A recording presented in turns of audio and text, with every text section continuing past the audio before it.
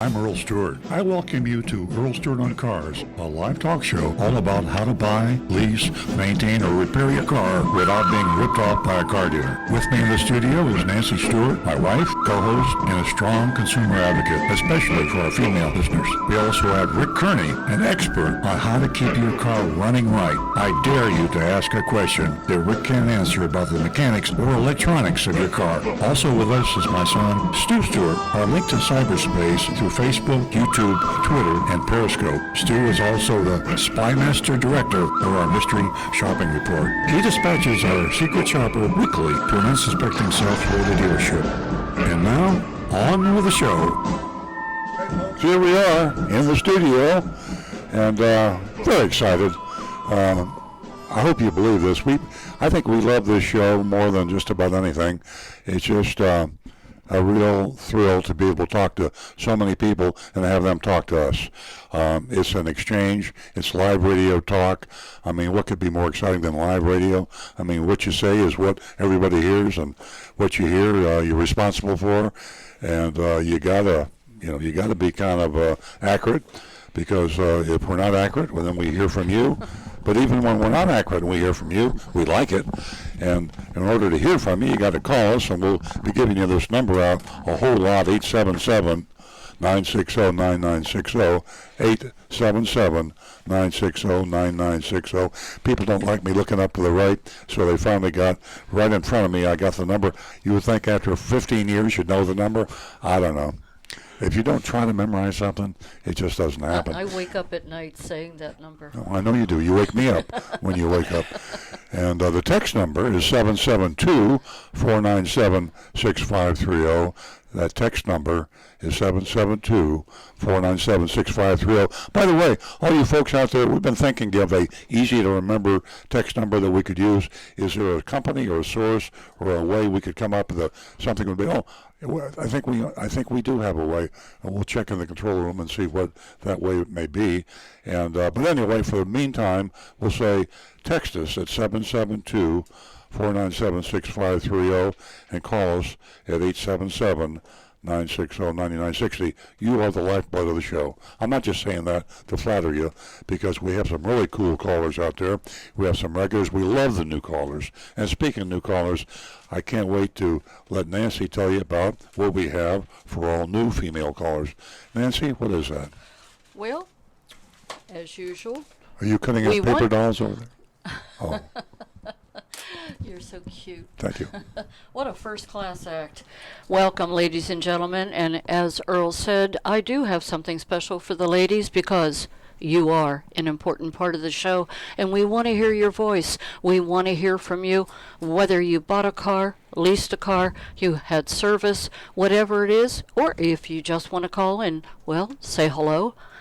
Please, I offer you $50 for the first 2 new lady callers. So there's an incentive. 877-960-9960. Now back to the humorous recovering car dealer. Thank you.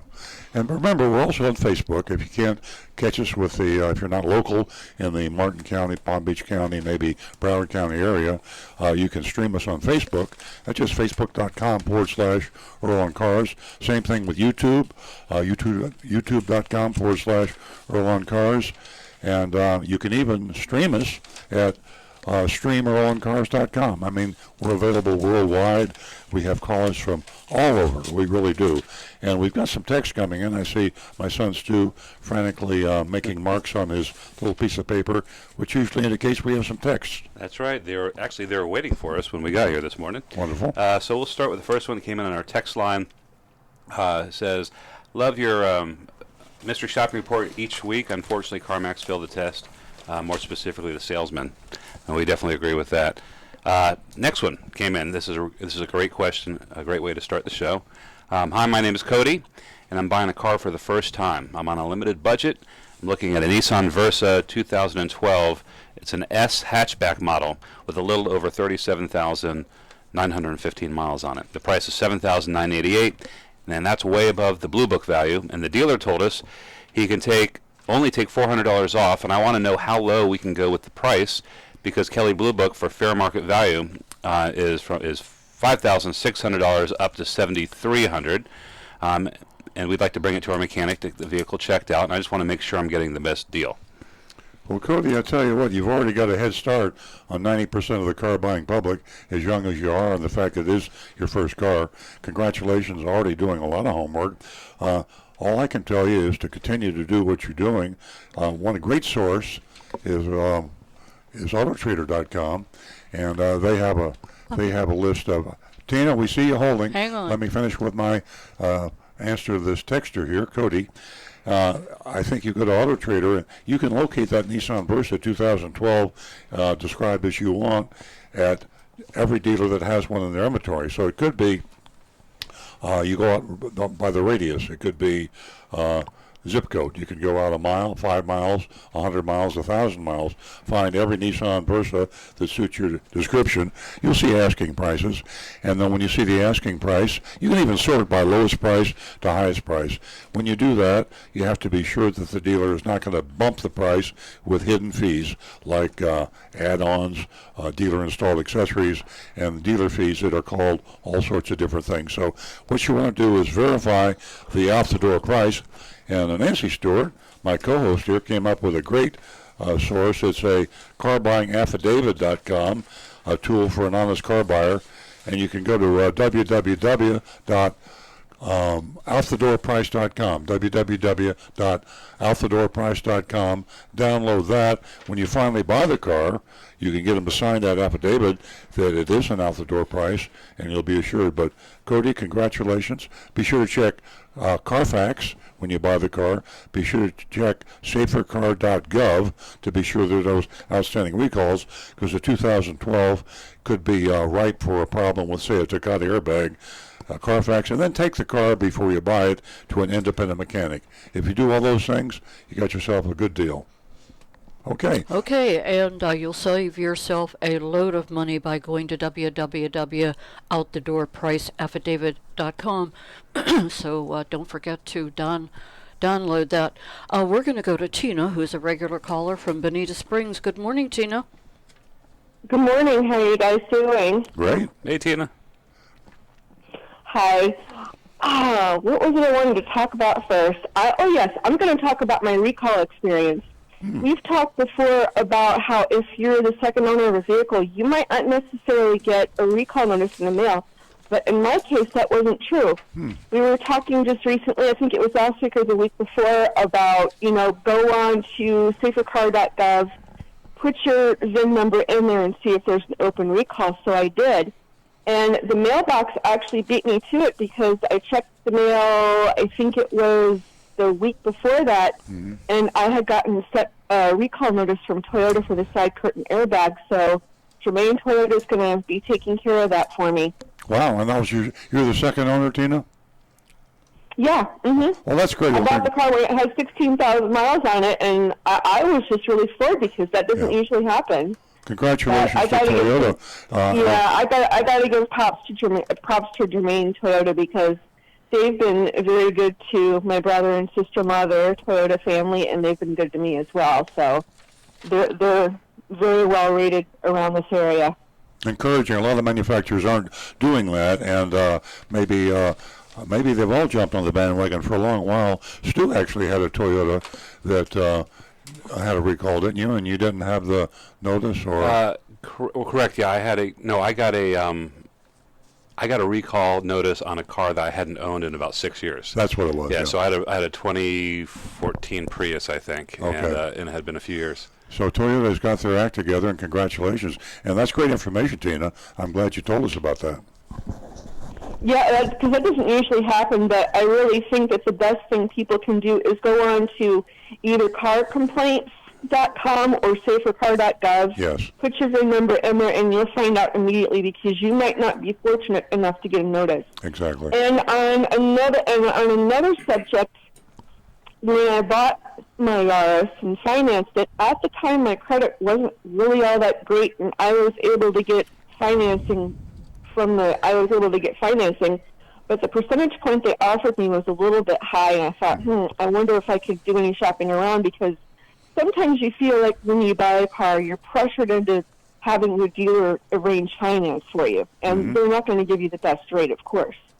So about a month later, before my first payment, I called my bank, and I ended up getting a finance rate that was 2% different than the one that the dealer gave me. Congratulations.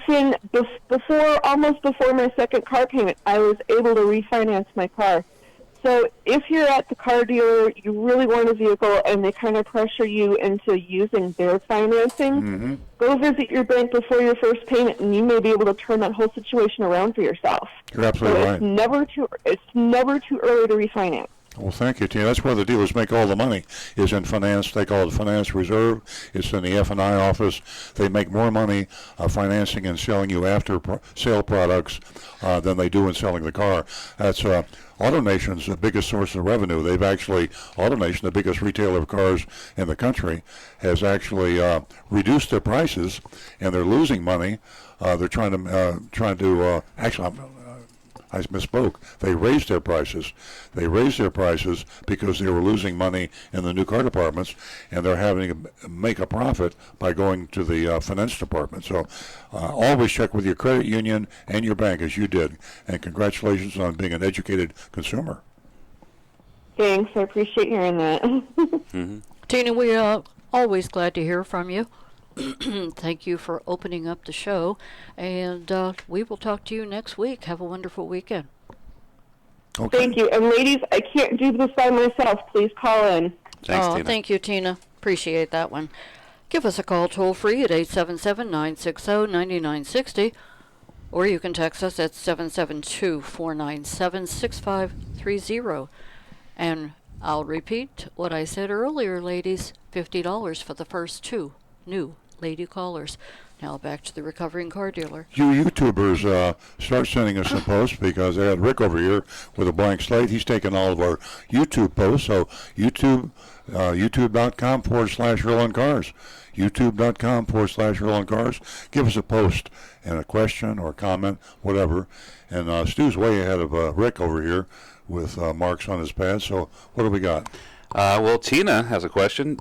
Tina says, what is your opinion of off-lease only versus purchasing pre-owned from a dealer? Both have dealer fees, but off-lease's fee is less. Well, off-lease only is a major factor in the used car market, and you can't ignore them. What off-lease only does is sell cars for less money than the average used car dealer sells cars. And the way they do that is they buy cars at auction, and they buy virtually every car that comes across the auction block, including a whole lot of cars with damage.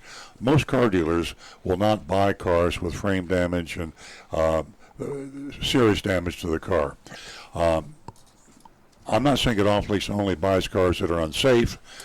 Technically, legally, they can sell these cars. When a car is damaged in an accident, chances are today it can be repaired where it will be safe. The negative thing about buying a car that's been damaged in an accident is it depreciates the value of the car, the mere fact of the accident. So the two cars, used cars, let's say two 2016 cars, one has been in an accident, the other has not, side by side in a used car lot, the one that's been in the accident would have a $2,000 less value. These cars are being sold by CarMax. Yes, CarMax. Off-lease. Off-lease, I'm sorry, I'm getting all confused here. Offleaseonly.com has a large selection of cars that have had problems like crashes, and they sell them for less money. So if you take the car to your independent mechanic, if you inspect it, have it inspected, if you get a Carfax report, you'll buy the car for less. So it's a good source of cheap cars. Rick? One other factor is always have, especially from off-lease, have a mechanic check that car over with a fine-tooth comb, because we've had customers come in with cars with issues, yes, and it turns out it was from accident damage in the past. Unfortunately, I do not believe that they allow you to take the vehicles off the lot they inject out. Oh. Yeah, I think they move the car when you're going to buy it. Yeah, they give you a 5-day money back, but they charge you a restocking fee or something. Yeah. I think it's like 5%. Yeah, I think there's definitely a restocking fee, and there's also mileage restrictions on it. Yeah. At the very least, you might try bringing someone with you to really look the car over. That's a good idea. Yeah. You know, speaking of inspections, let me get this text in for Lori. That she asked me this past week. Lori asked, I'm looking for a used car. Can I take it off the lot to have it inspected before buying?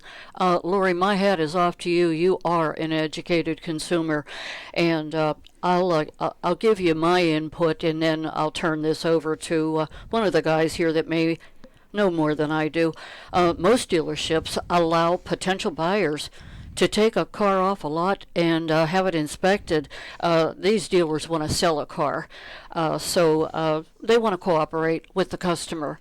Does We should anyone clear have to that add? up before the show's over. add to And that? we will have somebody call Carfax and find out if we can, Carfax, Okay. offleaseonly.com, to see if she'd be able to take the car off the lot and get it inspected, because I thought they did. I happen to know a lot of recent employees of Off Lease Only, so Oh, I'll find okay. out. Yeah, we'll Before find the out. show is over. We'll find out, yeah. Lori, stay tuned. We'll get to that later on in the show. And we have one of our favorite callers, and he is from Palm City. And welcome to the show, John. Good morning to everyone. Happy 4th of July. Hey, John. Today I'd like to discuss tires. Very important that the tire that you buy has to be the exact original specifications that came with your car. It's in the owner's manual. It may not be on the tires that are on there now, but I want to go into a 15-minute dissertation, but I'll give you an example. P215 65R15.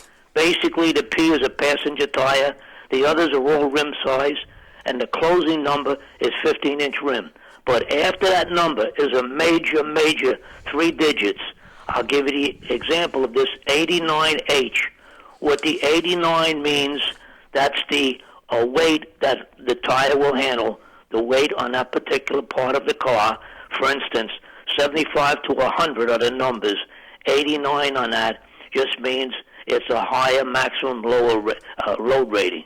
And then the critical one after that number of the 89 would be an H, okay? That's a spin number. They run from U all the way up to V, which is 149 miles per hour. The S is the lowest one, 112. The H is a 130. Now, the reason that's so important is the spin speed is the life of the tire when it's rotating.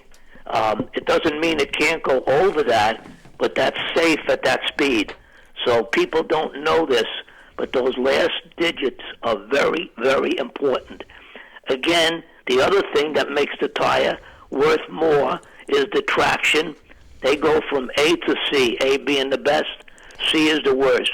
Then it's the heat ratio on it. Again, A is the best, C is the worst. Very important for Florida that you want an A rating because of the heat on the roads. Then, the most important thing which separates the men from the boys is the tread wear on it. The tread wear is listed. 110 is the lowest, like it goes over 200. In other words, a 220 would be double the mileage that you'll get out of it from the 110. Other factors, which I won't go into, they have a plan code on it. There's so many things, and you really have to look with a magnifying glass. If you get an old guy like Earl and I, you don't see some of these items on there. But everything specifically is mentioned. DOT is the specifications. There's no bad new tire. Every tire, no matter where it's made, must in the United States must meet the DOT specifications. John? So the important thing is that it must be the same size. Don't let the dealer, they'll try to sell you something, a substitute, because they don't have you in stock. They can get that within 2 hours. Every day in Stewart here, I see tire wholesalers that deliver. They come from Palm Beach County. They can get you that tire certainly the next day. John, can I You interrupt must you stay here? with that. Can And I you have- also must buy from a authorized tire dealer, John? not from a gypsy. John, let me interrupt you here just for a second. I agree substantially with what you said. However, the manufacturer's, the OEM tire that comes on the car is a custom design by that manufacturer. So when Ford has a F-150, they have a It could be a Michelin tire, it could be a Firestone tire, but Michelin or Firestone builds those tires for Ford for the F-150. And those tires are provided only to Ford. Now, the fact is, the specifications that you're concerned about, like tread wear index and other things, you need to take into consideration when you buy a replacement tire. I always recommend to my customers that they buy a replacement tire with a higher tread wear index than the one that came on the vehicle from the manufacturer. Oftentimes the manufacturers will put a low tread wear index on because it's a softer rubber, it's a smoother ride. The harder rubber that gives you better mileage and also a greater longevity is a little bit bumpier ride. So you cannot get an exact duplicate to that vehicle. Yeah, and also, as Rick just showed me, reminded me, the Department of Transportation date of manufacture is very important, because when you buy a tire, you want to be, it's like buying fresh bread, fresh milk. You want to buy milk that was out of the cow 6 years ago. You want to buy the tire that was out of the manufacturer that same year. 6 years is the recommended length of a tire that you should replace. After 6 years, the Department of Transportation recommends you replace the tire. But John, thanks very much. That's substantially good information. You got to watch all those thing is that you buy. mentioned today, and thanks to this show in the past, a shady car dealer, a tire dealer, will hide that date on it and turn the tire inside out. Oh, yeah. So you can't read it unless you put it up on a lift, that the date that the tire was manufactured. Good point. So that's a very important point that you just brought up about the date code, because you don't want in South Florida here a tire that's sitting in a hot warehouse for 3 or 4 years. Yes. That's a no-no. So, Exactly. but we pointed out on this show in the past that the dealer that's hiding something will install that tire inside out, that the date code will appear in the inside, and it's not obvious. Now, the last thing that I want to say, if you don't read it on the side so easily, demand when the tire comes in, it has a sticker on it, just like a new car has an MSRP sticker on the window. This peels off easily, and this sticker that's on the tire can tell you basic things, mainly the size. So you can ask the dealer, please, can I have that when you take it off on the bottom tread of the tire? A lot of people don't ask for that, and that has a lot of information alone on that manufacturer's sticker Good that they information. take off. Thanks, John. I didn't know that. Thanks very much for that tip. That's a good one. Appreciate the call, John. Well, as always, you're yes, extremely have a well. good day. Thank you. Take Thanks, care. John. Stay tuned for that mystery shopping report, John. Boy, it's had a great call. I mean, Yeah. John always has great information for us. Rick had a comment on that, John's call, before we get through with that subject. I would actually ask to see the DOT date number before they put the tire on your car. Yeah, exactly, yeah. Okay, Yeah. Nancy? Ladies and gentlemen, give us a call, 877-960-9960, and you can also text us at 772-497-6530. And there was an article here real quick that I want to mention to our audience if they didn't know. It was from the Daily Business Review, and Earl brought this to my attention last week, and that's the lawyers. Here's some great news. Lawyers are who were suing Takata and targeting them, and now they're after another airbag manufacturer. Yeah. And it's an interesting article if you want to pick up the Daily Business Review, and that's from Tuesday, July 22nd. Well, the YouTubers finally got on the bandwagon. www.youtube.com/Earl on Cars. youtube.com/Earl on Cars. Love to hear from you on YouTube, and we've got one. Well, it's actually more of just a comment from Karen. Okay. She says she's kind of bummed out. She found out that her 2016 Chevy Malibu, which has the stop-start driving feature to it, that feature cannot be turned off on her car. Oh, man.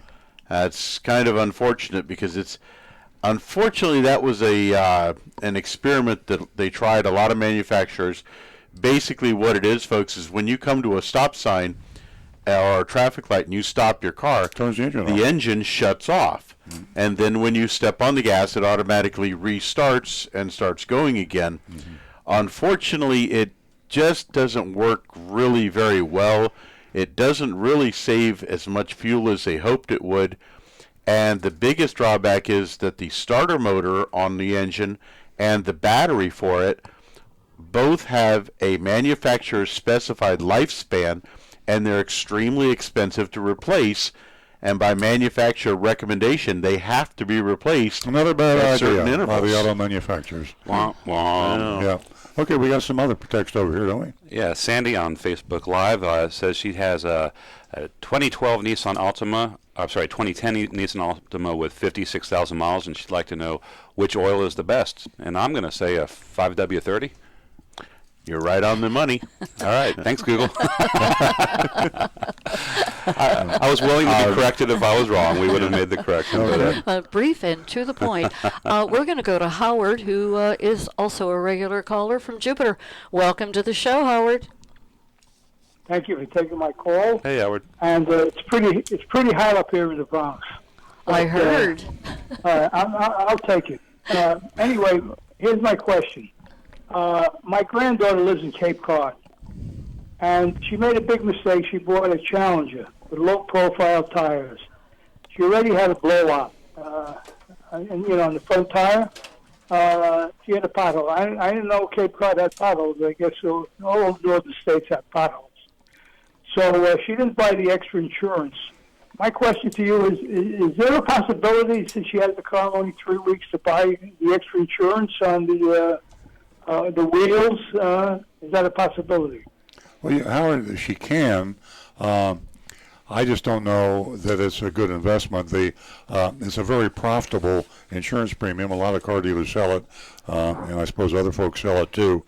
Road hazard insurance, and it's like any kind of insurance. If it gives you peace of mind, gives your daughter peace of mind, I would shop around. I would also read the policy to be sure what it doesn't cover, what it does cover. But most of these insurance things that car dealers sell you are very high profit margins to the car dealer. And if you can self-insure and you can afford to take care of a blowout when it happens, you're better off just to self-insure. How do you self-insure? Well, self-insure just means you pay for it out of your pocket, but if you want to get a little bit more formal about it, she could put $10 a month into the bank account or into an investment account, and in her mind's eye, it would be her tire road hazard insurance, and the chances are she'd probably never use it, and about 5 years from now, she could go and buy herself something fancy. Or invest it. Yeah, That was a very big mistake. I tried to talk her out of it, and I said, "It's not a car. That's for you. Yeah. There are potholes in Cape Cod. Yeah. And not only that, but it's not a great car. The Challenger, and it looks great, but the handling is good. But that's about it. Exactly. Yeah. So It's something you're never going to hear from a salesperson that sells those kind of cars, Yeah. but in a perfect world, advising somebody on the actual cost of ownership, how much this tire is going to cost to replace and all sorts of stuff. Yeah, low road profile, and these fancy racing wheels are extremely expensive. If you damage the wheel, it costs a fortune. If you damage the tire, it costs a fortune. Every time, and we sell them. I'm in full transparency. I'm a Toyota dealer, and we sell cars like that with the low profile tires and the fancy wheels. And I shudder when I said, "Boy, I'm glad I'm not selling that to my mother or my relative or a friend, because they're very expensive to maintain and repair." Yeah. okay, I have a question about Camrys. Are there any Camrys that come with low-profile tires? Not like the Challenger. Yeah. Yeah. I don't believe so. You're pretty safe. You're pretty safe with a Camry. With a Camry, yeah, with a Camry. Most vehicles, the trucks are notorious. Big, huge tires on trucks, and the bigger the tire, the more expensive, and the lower the profile, the more expensive, and the fancier the wheel. I mean, see them going down the street, a really cool set of wheels. I mean, it really is a head turner, and they look great, and you feel good. And then you just hit a curb with that wheel, and you're looking at what, $500 or $1,000 bucks? $1,000 crazy money. At least. For the most part, most of the Toyota stock tires aren't like these ridiculously low profile, but we have some pretty expensive. The run flat ones are extremely expensive. How about the tires on the Supra? Well, we don't want to talk about that. We don't even know how much that Supra's going to cost. When I was driving that Supra, I found out. You We melted those actually tires. have an employee. Anybody that drives a Supra doesn't worry about low car parts. Oh, come on, Howard. we have an employee at the shop who had a Dodge Hellcat Challenger, and he actually got rid of it because of the cost of tires and brakes, because that car would literally eat the tires and eat the brakes, and it was costing him more for tires and brakes than what he was paying for insurance on the car. But he sure looked cool going down the road, didn't Yeah, he? Looked awesome. exactly. He did for a few months, and he said, not for me. Explain why the tires would eat brakes. Why the car would eat brakes. Because it was an extremely fast, powerful engine, and our employee liked to drive rather quickly, and that meant hard on the brakes. The faster you go, the harder you got to brake. Yep. And the other side of it, Okay. the brake rotors were a kind of a softer compound in order to work better, and they were what's called a vented brake rotor with drill marks in them, so they could not be resurfaced. He had to replace the rotors every time he did new brakes. So it got extremely expensive. But he got a good deal on the car. Oh yeah. Okay, so the vented rotors cannot be resurfaced. Not those fancy ones with grooves or holes drilled in them. Those cannot. If you see the surface of the brake rotor has holes in it, it cannot be resurfaced. That's a good reason not to get one, not to get a car that has that. Absolutely. Well, it's high performance, Okay. and if you can afford a high performance car, you can afford the brakes on them. That's good. That's pretty good. Okay, thanks for taking my call. I appreciate it. Have a nice day. Stay You too, cool. Howard. Stay cool up there in New York, Howard. It was always great to hear from you. You know, I talk to more consumers who today say that they do take into consideration not only how much the car costs, but how much it costs to maintain that car. And it really makes me happy because I was never confronted by a consumer on that topic, but it is something to take into consideration. Ladies and gentlemen, give us a call. You are a very important part of the show, 877-960-9960, or you can text us at 772-497-6530. And ladies, $50 for the first 2 new lady callers. Stu's got some more text. Beverly wants to know, if I am pre-qualified for a car loan and the institution has a person that goes to the dealer with you to facilitate the deal, does it really matter what time of the month or year you buy the car? It does, Beverly, because the banker doesn't have any control over the incentives to the salespeople, to the dealership. The reason it's the end of a month or the end of the year, which is the perfect time to buy a car, is because it's a culmination of all the bonuses and incentive money that is poured onto car dealers and to car salespeople to maximize the number of sales in a 30-day cycle or a 365-day cycle at the end of the year. But the banker is a great idea to get your financing exactly right, because if the salesman's talking about beating the bank deal, he'll be able to tell you whether he's really beating the deal or not. There we go. We have a question on youranonymousfeedback.com. It comes from Britt in L.A., where there's a whole lot of shaking going on. Sorry about that.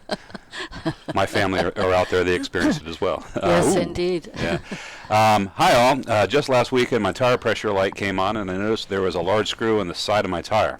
I had it patched. But was advised to replace it as early as possible because I was told the side of the tire flexes the most and could pop easily.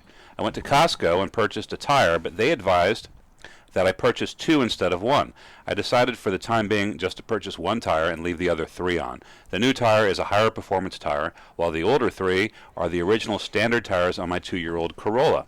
They put the new tire in the back and rotated one of the older ones to the front.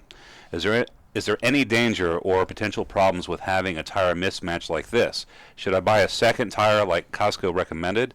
Thank you, Britt in L.A. Yes, we had a few small tremors yesterday, but nothing serious. Rick? Well, it actually depends. I'll address the first part about the patch first. The main reason that they don't want you to try to patch repair the side of the tire is because that section is a lot thinner rubber and material. There aren't as many belts in there, and any damage to it can very easily spread and destroy the tire usually when you're going on the highway at high So speed. Costco was right in doing that. Now, how Absolutely, about safety issue. telling them to replace a tire? Now, replacing tires, it depends upon how much tread is left. If your tires are still relatively new, I see no issue whatsoever with only putting one tire. And it's always best to have the highest amount of tread wear in the back. If that other matching tire is like 50% or less, then I would recommend 2 tires.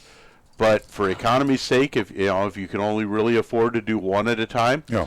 then that's what you do. And obviously put the newest one in the back. You always want the most tread in the back of the car. Very good. Okay, well, it's a good question, and I learned something. We have another text. Yes, we do. Also on youranonymousfeedback.com. Question for Earl. With so many cities now building condensed living, i.e. apartments, condos with little or no parking, do you think big American automakers are shooting themselves in the foot by only offering SUVs? I was able to get an apartment because the resident who tried to lease it before me couldn't fit his truck in the parking space. It appears the government is guiding us to smaller cars or no cars. What are your thoughts on this? That's a great question, very interesting question, and I'm really not qualified to answer what the extent of this smaller housing movement. I've lived, and Nancy and I lived in a place where we couldn't have a truck or a large vehicle one time, and it is a trend. I know you're right about that. I think that the manufacturers are getting themselves into more trouble than the outside influences with this trend toward SUVs, vans, and trucks. I think that it's a gas price thing. Cars are becoming out of favor. People are buying the bigger vehicles for a lot of reasons. Visibility is something they don't talk about, but a huge number of people are buying the bigger vehicles because they're higher and you can see better. I'm one of them. I hate driving in my car. I'm actually thinking about going into an SUV, increasing the visibility. The other thing is the big vehicles are much more profitable to the manufacturers. The profit margin on a big van or a big truck is huge compared to a car. The car manufacturers now are actually losing money on a lot of the cars they sell. And the competitive nature of the price of the car, the fact that people are not buying cars now because they can afford to buy more gas and put it in their SUVs. Plus, gas mileage is getting better in the SUVs. And if that's not a big enough problem for manufacturers, we have the trend toward hybrids and electrified cars, and all electric is just around the corner. So, Stu? And also the trend towards SUVs are trending towards those smaller crossovers. Yes.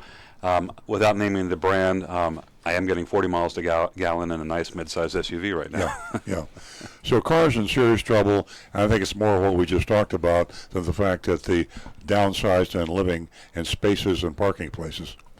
Well, it's actually not even restricted just to parking spaces for apartments and condos. A lot of folks with even newer homes, the garages are not always built big enough to accommodate some of these monster SUVs, the really big ones. Yeah, it's hard to put two Hummers into a garage. Some cars like the Ford Expeditions and Sequoias won't even fit in a standard garage, just one of them. Which actually brings up a very good thing, advice for consumers, is I've encountered many customers over the years, and not everybody asks this. They are very specific on the length and width of the car, and a lot of people ask, can I bring this home so I can just see if it fits in my garage? Do that, because you don't want to buy a car, get home, and find that it doesn't fit in your garage. Exactly. Do they build Hummers anymore? I don't know. I should know. I have no idea. We can Google that. Okay, we've got another text. Yeah, Everett has a question about oil. This is on our text line. Everett asks, I've heard you say that an oil change is recommended every 5,000 miles or every 6 months, whichever comes first. Over time, what happens to oil? I have oil stored on the shelf in my garage. Can oil stored go bad over time? Does oil have a shelf life? Love your show. Well, let me correct one thing. 5,000 miles or 6 months if you're using fossil fuel, not the synthetic oil. Correct. Synthetic oil is 10,000 miles, and you still should have your car checked every 6 months for other things, but you don't need to change your oil except once a year or every 10,000 miles. I'm going to get the official answer from Rick, but I'm going to guess. Seeing as how oil is in the ground for tens of thousands of years, I wouldn't think when you refine it that it would have a shelf life. I would say that canned oil does not have a shelf life, but I could be wrong. Rick? I say you're totally on the ball. I've never heard of an expiration date for motor oil, and if there was one, I would have to say it would be at least 10 or 12 years. I was going to say like about 10 million years. 10 million years. Could very I likely said thousands. be. That's millions of years, right? Yeah. By the way, according to Google, the Hummer was last produced in 2010, Wow. although GM still owns the rights to it, and they were talking about the idea of producing another one in 2017, but I don't think it ever happened. All electric. Now, that would be a trick. They call it a tank, an electric tank, right? Yeah. We're gonna go to John. He is calling us from I don't know where. Good morning, John. I'm calling from West Palm Beach. Hi, John. And, Welcome. Hello. Hey, you're just talking about the length of vehicles, but about the width, I have a question. Isn't the width isn't there a constraint to it that they have to build the cars within a certain width so that they fit the car carriers and the auto trains to transport them? I know the only one that ever talked about wide track was Pontiac, and but that was because of an engineering mistake, anyways. No, absolutely. I mean, that definitely has to be. I was a Pontiac dealer, and I didn't know that was an engineering mistake. I didn't, so wide track Pontiac was an accident? You didn't care. Just sell it. I grew up in Detroit. Went to Dearborn College, and that's one of the things that they taught us in drafting school, that a lot of when you make a mistake, if you can profit from it, that's good. Just like the Ford Thunderbirds, the reason why they came out with that scoop was they found out that the bolt to the air cleaner was too tall, and when they shut the hood, it poked a hole through. So they and they just created the hood scoop so they didn't have to go redesign the length of the bolt. Yeah, meant to do that. The screw. That is, John, that is amazing. The reason I love callers is, listen to this. I've been a Pontiac dealer. I was a Pontiac dealer in 1968. My father was a Pontiac dealer in 1937. And here it is, 2019, and I find out for the first time that the wide track Pontiac was a mistake. It was a half inch wider than what it was supposed to be, and so they just, instead of retooling it and going back, they just went ahead and filled it on the wide track for more stability. And then amazing. That is fantastic. Well, John, if you want, I got another story that I learned. Okay. Oh, yeah. You're on a roll. Yeah, go ahead. But this happens to do with Henry Ford. He was very frugal, didn't want to spend money. He was always trying to find ways to save money. Mm-hmm. When he put his contract out to have his engines crated from the one plant to go to the other plant, he wanted the crates designed a certain way.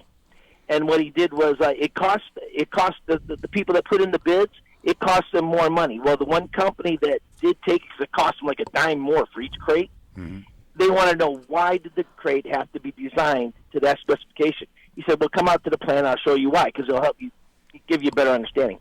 When they crated up the motor, they went ahead and took the motor and the crate, they put it on the frame. When they undid the bolts for the crate, it folded out and made the floorboard for the Model T.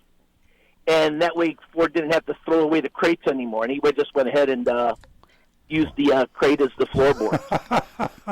Wow. What a story. That is absolutely amazing. You ought to write a book, John. I'm telling you, that is really cool stuff. What did you do in Dearborn? Would you work for a manufacturer in Dearborn? Yeah. Oh, yeah. They're always... Well, I'm a big Pontiac fan. I've called the show before. I had a 70 GTO Judge. I used to run around Detroit area. Yeah. For Pontiac Muscle Car Division of Detroit. Yeah. We called it PMD, but that was the name of our car club, Pontiac Muscle Cars of Detroit. Well, but I'm here in Florida now, and Pontiac headquarters was in Oakland, I guess. Did you know John DeLorean? Oakland Packard. Oh yeah. John DeLorean was with General Motors of Pontiac at one time. Well, that's very good, John. I tell you, I appreciate that input. Call us again. You're a great caller. For sure. You're a book of knowledge. Hey, John, thanks. From West Palm Beach, give us a call again, please. Would love to hear from you. Thank you. Have a great weekend. Ladies and gentlemen, like all of our callers, all of our texters, you're an important part of the show. So take advantage of a few things that we have here. You can text us at 772-497-6530. You can give us a call at 877-960-9960. And if you want to take advantage of youranonymousfeedback.com, please do so on any topic. Back to the recovering car dealer. Yeah, youranonymousfeedback.com. We're starting to get a regular flow now, and we're getting feedback from all over. www.youranonymousfeedback.com. We're getting some good stuff. A lot of things that you wouldn't think they would want to be anonymous about, but they do it anyway. Yeah. I think people feel That's nice. it's a freer flow. You're not giving up their cell phone number with it. Exactly. So. Rick?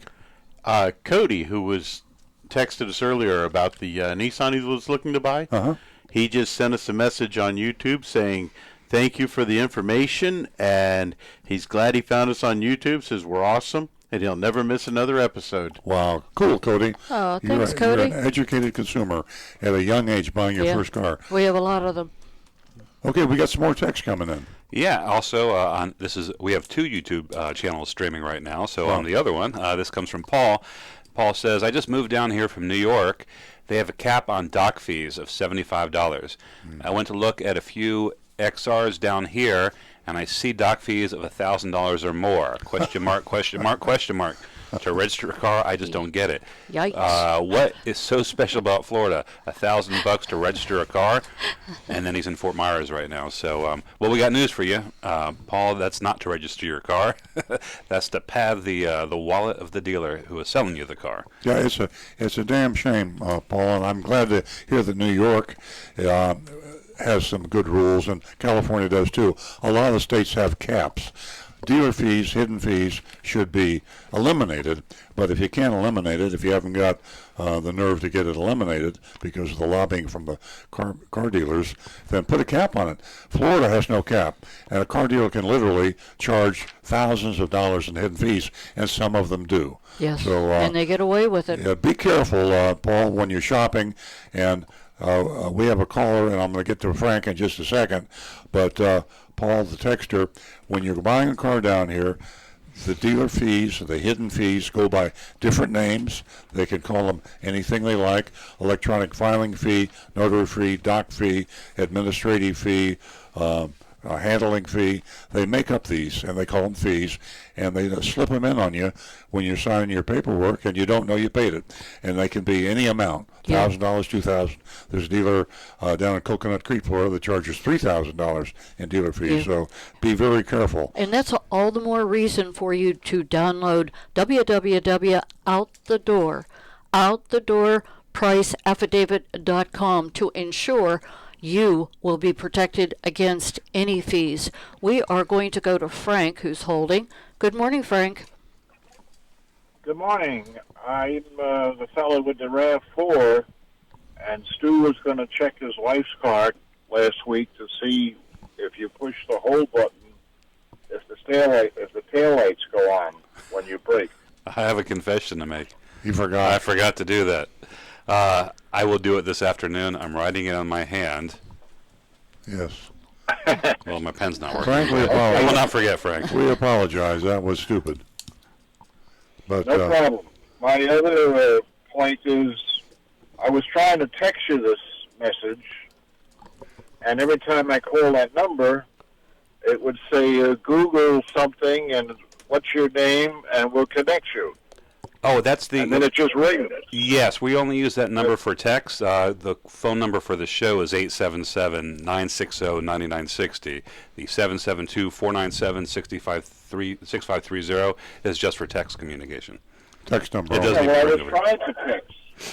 Yes. I was trying. I've texted you before, but now I tried it 3 times today, and I get that Google message. Huh. Well, I'm glad you told us about that. We'll check that right now. We'll text ourselves. Yeah. So somebody text us, and we'll check that number. Frank, thanks for the heads up. And Frank, Sue wrote that down, and he will definitely get back with you. You have yourself a great weekend. And then I'll forget to call next week. So Oh, okay. We'll address it anyway. All right. Thank you very much. You're welcome. Have a good day. You know, getting back to the fees and what states have caps and what states don't. According to Consumer Report, paying more now is in unexpected or hidden fees than 5 years ago. It is up to 64%. Yeah. Yeah, it's rampant, and at least it's controlled in some states like New York and California. But hidden fees are rampant in South Florida, and they range up to $3,000, as we said. Outrageous. Okay, we got some more text coming in here. We do. This is also on youranonymousfeedback.com. Rick, does a car's black box operate as a purely information recording device, or is that information fed back to various modules to quote-unquote learn the driving behaviors of the driver and other factors that influence a car's performance? Now, what would happen if the black box is disconnected? It's a very interesting Well, question. you answered that to me, and I forwarded it to the inquirer, but this is for the radio audience. We will put this right on the air. Basically, what's being termed the black box in a car is not the same thing as the black box in an airplane that everyone has heard of in the news. Those are actually a special data recorder that's armored and meant to survive a crash. In a car, black box is actually a section of the memory in several different computers, primarily the anti-lock brake computer, the engine computer, and the airbag computers. And so obviously you can't disconnect any of those because you would lose that function. And your car probably, if you disconnect the engine computer, your car's not going to run. Airbag or ABS, you would see some serious issues by disconnecting those. They actually are meant to just simply store data to help diagnose issues. And yes, in the event that the car was in a collision, it will store data such as whether the brakes were applied, whether the accelerator pedal was being pressed, and how fast the car was going, and any information that it can. Now, are you talking about all black boxes for all manufacturers, or are you speaking from your specific knowledge of Toyota? This is specific knowledge of Toyota, because unfortunately I don't know about other manufacturers. Well, we think it's probably just part of an integrated system in most cars, and the amount of data that is stored probably varies from manufacturer to manufacturer. But I'm sure you're right that in the event of an accident, they definitely are going to be able to tell you the speed and the brake application and all factors that may be involved in determining why the accident occurred. Yeah. Okay. Okay, we have another text that came in from longtime listener and longtime texter Anne-Marie. Anne-Marie says, "Good morning. Sorry I don't have a question today because you answered my questions before I even had a chance to ask it. I just replaced the original tires on my Camry, and I noticed that the new tires changed the way the car rides. It's not as comfortable as it was with the original tires. I wondered if I was imagining things. I wasn't. It sounds like it won't matter which brand of replacement tire I use.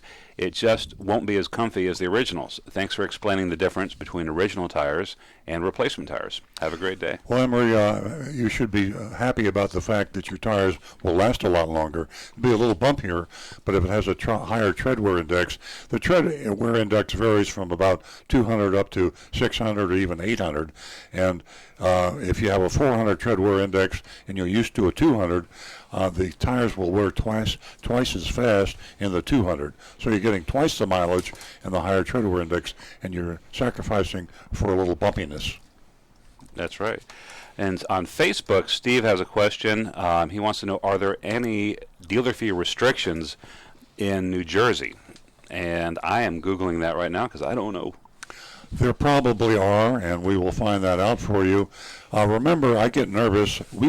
I've stopped using the word dealer fee at my dealership. I'm trying to use the word, and we don't have a fee, by the way, but we call them hidden fees because when they first came out 20 years ago or however long, dealer fees really got serious. They called them dealer fees.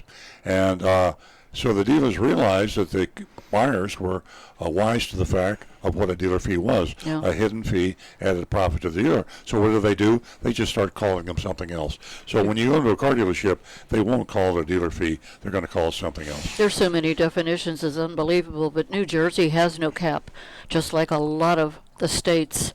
And I think Stu probably has more information on that. I just found a really cool website. It's called realcartips.com. I'd never seen this before. And it's got a list of every state. There you But go. You got it, yeah. It gives you the average for each state and whether there's a cap or not. Yeah. And like Nancy just said, there is no cap. The average in New Jersey is 270. Yep. Well, take a look at that sheet, either one of you. I'm curious to what other states have no cap on hidden fees. Missouri's got caps. Kansas has got caps. Also on terminology, Arizona has some. You can't sort, but it looks like there's a handful, but not too many. New Hampshire's got restrictions on display and what you can call it. New Mexico has restrictions on what you can call it. Texas has a $150 max. I'm betting that Florida is a Wild Wild West, Dodge City. I bet you there's no state as bad in Florida on the lack of restrictions on hidden fees. Yeah, this is interesting. In Florida, the average, which is kind of funny, $607, and then they range from 0 to $999. But we know that the fees are more than $999. Well, South at some Florida is a Wild dealerships. Wild West, and then you go further north, you get up into the Panhandle.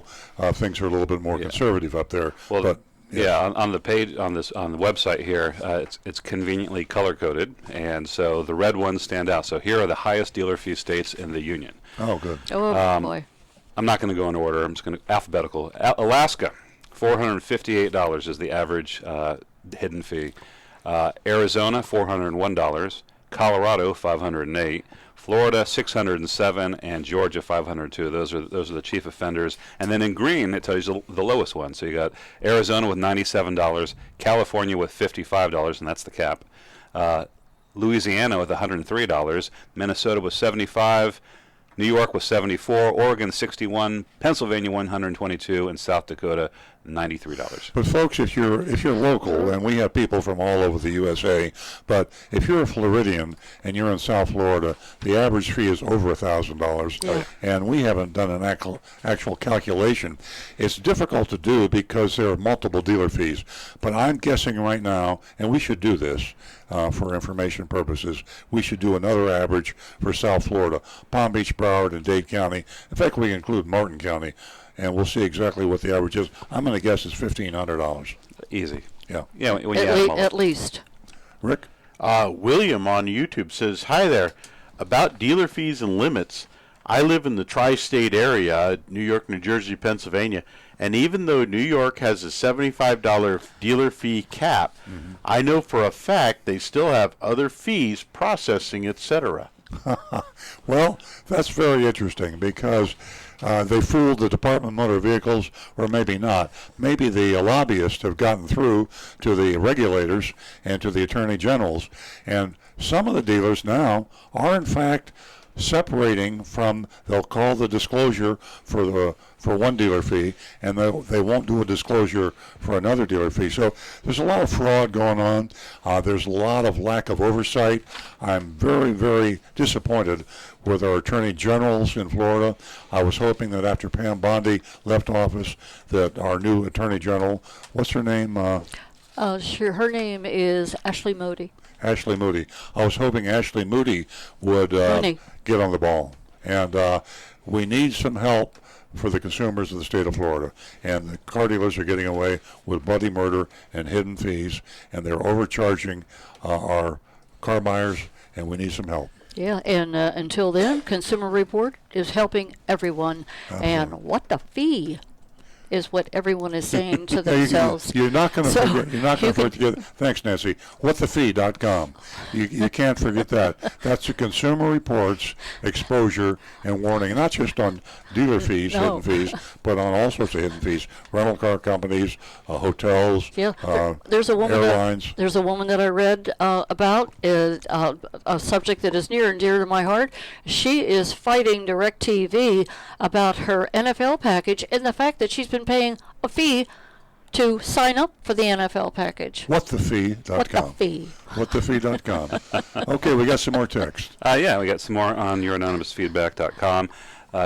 Just a compliment here. This is the new introduction is great. Keep using it. It keeps the purpose of the introduction while moving the show along to the heart of the matter. So, thank you very much. Well, that's Earl himself. I read that, and I had another one that said that I was yakking too much after the introduction, and that was last week, and we changed that. So we're always trying to improve the show. Yeah. Yes, absolutely. And if you want to share your ideas of us improving the show, you can go to youranonymousfeedback.com. Kaizen. That's right. Also on youranonymousfeedback.com, we have a comment that says, I enjoy listening to the mystery shopping reports each week, but I look forward to hearing Earl's vote, which is sometimes missing. He lets everyone else vote, but runs out of time at the end of the show and doesn't vote.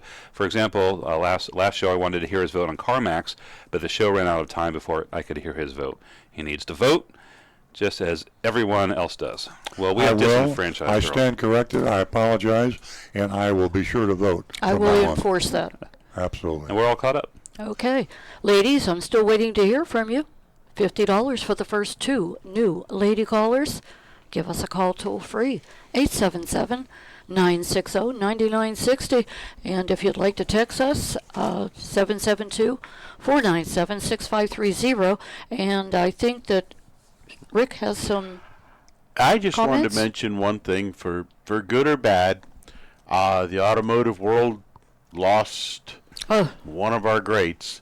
Lee Iacocca passed away this past week. Mm-hmm. And for those that don't know, he actually was the major force behind the invention of the Ford Mustang. Mm-hmm. Yeah. So every time you see a Mustang, that's Lee Iacocca going down the road. Yeah, not to mention making Chrysler profitable with the K-car, and not to mention minivans. The foresight to buy American Motors because they have the Jeep, and today the Jeep is the only thing keeping Chrysler alive. What amazing! All right, they're still feeling the effect. Yeah. What an amazing story! What an amazing, family history. And here's this guy from Allentown, Pennsylvania. And it's an interesting story if you want to take a look at it. I'm sure you can Google it. And one more bit of trivia on Lee Iacocca is his daddy was an immigrant that came through Ellis Island to New York, and he sold hot dogs from a vending stand in New York City. And that was Lee Iacocca's papa. Yeah. Is that amazing? I couldn't believe that. And I think that he may have come over through Ellis Island with my grandparents, Giuseppe and Brigida, God bless their souls. We have a first-time caller, and her name is Cheryl from Lake Park. Good morning, Cheryl, and welcome to the show, and welcome to your $50. Oh, good morning, and thank you. You're quite welcome. What can we do for you this morning? I have a question about how to get the best deal on a lease. Okay. I warn you in advance, Cheryl, leasing is the most complicated way to drive a car. The manufacturers and the car dealers encourage you to lease for a very good reason. When you lease a car, you're pretty much forced to come back and consider leasing or buying another car. If not, there's a penalty that you have to pay to stop leasing or buying from that particular manufacturer. The profit to the dealer is much higher on a lease. That's another reason they want you to lease a car. Now, with all that said, it's still possible to get a good buy, it's not the wrong word, to get a good price on a lease. And you can get a good deal on a lease, but you have to be far more careful. My rule of thumb is buy the car rather than lease it because it's a simpler procedure. Leasing has got some good advantages, such as when you damage your car, and we hope you never do, but have to have it repaired, it devalues the car. If you own the car, you suffer that depreciation yourself when you sell it or trade it in. If you lease the car, you have to repair it, of course. You turn it back in the leasing company, and you don't suffer any penalty. There's some negatives because insurance on a lease is higher. But if you want to lease a car, it's fine. There is no advantage to leasing, and there's no disadvantage other than the ones that I just explained to you. And if you go about it in a wise way, by shopping and comparing, just like you would if you buy the car, you can get a good deal. when you shop and compare a lease payment, you have to be sure that you're comparing apples and apples, exact same year, make, model car with exact same equipment and the MSRP and the same terms. So 36 months on the exact same car, go to 3 different dealers of that make and get their lowest payment. Be sure down payment is quoted to you because virtually every lease you see advertised has a very large down payment. That's the secret of why they lure you in. $5,000 is not an unusually high down payment, and they hide that in the fine print. Okay. And Cheryl, if you'll stay on the line, you can give Sam, the young lady in our control room, all your information, and I'll get that $50 check out to you. But back to your question about leasing, it can be so complicated for some of us, and Earl has written a lot of columns and in reference to leasing. So you can go to Earl on Cars if you weren't able to, absorb all the information he just gave you, and you can read today's Don't Be Trapped into Leasing for the Rest of Your Life column that he just wrote recently, or you can read all of his past columns on leasing, and I'm sure that'll protect you before you go out and make your decision.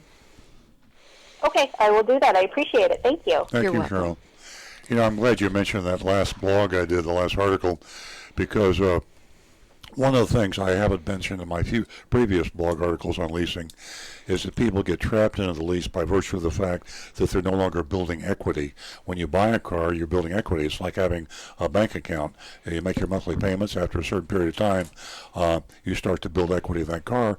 And at the end of the lease, 36 months, you're going to have an average of about 50% equity on what you paid for the car. If a lease after 36 months, you've got zero. So if you have zero equity, what are you going to do? If you have to buy a car, you have to come up with a down payment. Maybe you don't have a down payment. If you had bought the car, you would have had the down payment in the virtue of your trade-in. So people get trapped into leasing, and then all they can do is lease for the rest of their lives. Mm-hmm. The average person, I was amazed to know that the average person in the United States has a very small amount of money saved up to be able to deal with emergencies. And leasing saves you nothing. Buying is like a forced savings account. So it's a good way to maintain your flexibility. That way you can lease or buy. Yeah. Absolutely. I also want to add that Earl on Cars, that website that you can go to, Earl wrote a column that is really near and dear to my heart, and that's Seniors Think Twice Before Leasing a Car. So there's a lot of information there about leasing cars, and as I said earlier, it is definitely complicated. Stu? Oh, I was just going to chime in on the leasing thing. there is. I'm not trying to sell leasing or promote it, but you do transfer the risk of a lot of depreciation to the lessor of the car. So if you were to get into an accident and you own the car, you carry that diminished value from the accident where the leasing company would if you leased it. Mm-hmm. However, they're getting tighter and tighter on holding you to higher and higher standards of repair, so it might not wind up being that big of a benefit at the end of the day. So if you had gotten to a fender bender and you had it fixed, you still might have an issue after the fact. Oh. But, interesting. Yeah, I actually have some information. We were talking about, we had a question about off-lease only and whether they allow customers to take a car to their mechanic before they buy it, and I found that they do. There is a form that you have to fill out, and I think that's usual. It's a loaner agreement or a rental agreement, and you fill out the form, and they will, according to my source, let you take it off. Well, that's good. I'm glad we cleared that up. And so the rule is, if you're considering to buy a used car, it's mandatory. I'm going to come out there and get you if you ever buy a used car without having it checked by an independent mechanic. It's the single most important thing you can do. Carfax report is important. Safercar.gov is important, but checking for recalls. But you have to take it to an independent mechanic. Don't ever buy a used car. And don't let the seller's mechanic check it. I mean, that's letting the fox guard the chicken coop. Have an independent mechanic, pay the $150. It'll be the best $150 you ever spent. I checked that out, and there are some places it costs maybe $129 to get it inspected. But Rick, what do you have? shared the text earlier about Lori and her driving the car, off the lot and getting it inspected. Should she go to 2 or 3 different mechanics, or is one enough? I think if you find a good, reputable mechanic, someone that you can trust, one is plenty enough. Especially someone that's willing to bring you out, show you the underside of the car, and show you any points that they're going to bring up. Okay, I hope we led you in the right direction. Oh, Larry. I was being distracting. Sorry. I raised my hand in the middle of the studio. Everybody stopped talking and looked at me because I have information. Okay. Frank, I'm not going to check the brake lights on that RAV4 because I already had somebody do it. And when you put the parking hold button on, the brake lights do come on. Ah. So we had somebody just do it just now. So Very interesting. there you go. Oh, great. Let me, Okay, give us a call toll free. We'd love to hear from you, 877-960-9960, or as I said earlier, youranonymousfeedback.com. You can go there and tell us what you think, suggest anything at all, youranonymousfeedback.com. And don't forget, you can text us at 772-497-6530. This is for the old days. I brought this in. Nancy actually brought it in. I forgot it. I left it at home. But back in the old days, we were doing this show for 15 plus years. We used to bring all the classified ads in from the newspapers. I get the Sun Sentinel, the Palm Beach Post, and now all the car dealers have stopped advertising in the local paper. Where's your magnifying glass? So we brought the one dealer that still advertised ad in, and this is just like it was in the old days. And it's so easy. I think one of the reasons people stopped advertising in the newspaper is too easy for the regulators to find out about all the shenanigans. It's evidence. It is evidence, yes. It's hard copy evidence. You can show it in the courtroom. You can shut down a website in a second. Yeah. And here's Roger Dean Chevrolet just doing it like they did 25 years ago. Exhibition A. Let me read some of the fine print on this. You see the big $17,000 off, and let me read that to you. Here's the fine print. $17,000 off, and the discount is off dealer list price. And dealer list price is not the MSRP. Dealer list price is what Roger Dean says dealer list price is. Of course, Roger Dean is no longer with us, but the owners of Roger Dean, which I believe Janie Dean is the owner of Roger Dean Chevrolet. Is it Patty? Or Patty Dean. Yeah. Patty. A daughter of the late Roger Dean. But anyway, just kind of like frozen in time, the old newspaper ad. You still have the same shenanigans going on online. You have them on television, except they're a lot harder to see. It's almost comical on the television when you see the fine print. And I try to take pictures of it, and I got my iPhone out. I'm not fast enough. And sometimes I'll just stand in front of the screen, and they'll flash it on, and I can't hit the shutter fast enough to take the picture. You just have to go over and over again before you finally get the picture. It is amazing how much progress we have made. Do you realize, I don't even have to close my eyes. You and I would come in here, and this whole desk would be completely empty, and we'd bring in all of these ads from Saturday morning. Exactly. And it was truly amazing. And let's fast forward just a little bit, and there was a man who introduced us to the word shenanigans, and his name was Jonathan. And we, have really progressed. Anyway, give us a call toll free at 877-960-9960, or you can text us at 772-497-6530. We have Alan holding from Jupiter. Good morning, Alan. Good morning, Earl. I'm calling from Jupiter. My question, I guess, advice I'm looking for is regarding I want to lease a 2019 or 2020 car for my grandson. He's going to be 18, and I wanted to find out if one manufacturer is better to deal with than another. I guess we're looking for like an intermediate SUV. Who would be the best people to deal with? Alan, I think all the manufacturers are pretty reputable when it comes to leasing. They have to be competitive, and they most all have what they call captive leasing companies. Their financing company also does the leasing. I'd be more concerned about the best vehicle. Typically, when you go for the best vehicle, you have the lowest lease price because the better vehicles, as recommended by Consumer Reports, have the highest residual value. That's the resale value.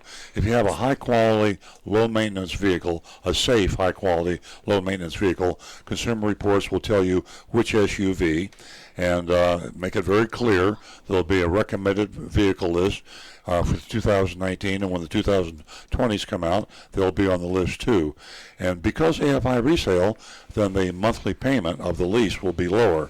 And the terms and conditions, the rates are pretty much similar between all the leasing manufacturers. Okay. Would I'm a member of AAA, and they recommend using their buying service and leasing service.